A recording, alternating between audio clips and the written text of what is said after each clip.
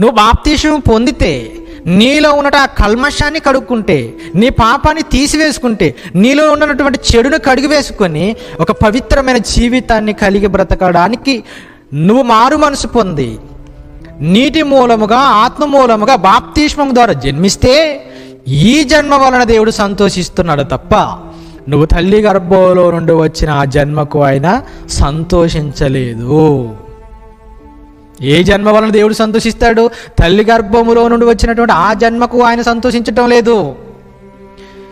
నీలో ఉన్నటువంటి ఆ కల్మషాన్ని కడుగు వేసుకొని, నీలో ఉన్న చెడును తీసివేసుకొని ఒక పవిత్రమైన జీవితాన్ని కలిగి బ్రతకాలనుకున్నావే, ఆత్మ మూలముగా నీటి మూలముగా జన్మించి బాప్తిస్మం ద్వారా మరొక జన్మలో ప్రవేశించిన నువ్వు క్రొత్తగా జన్మించిన వాడు. అలా క్రొత్తగా బాప్తిస్మం ద్వారా జన్మించిన నీ జీవితం వలన దేవుడు పరలోకమందు దూతలతో సంతోషిస్తున్నాడట.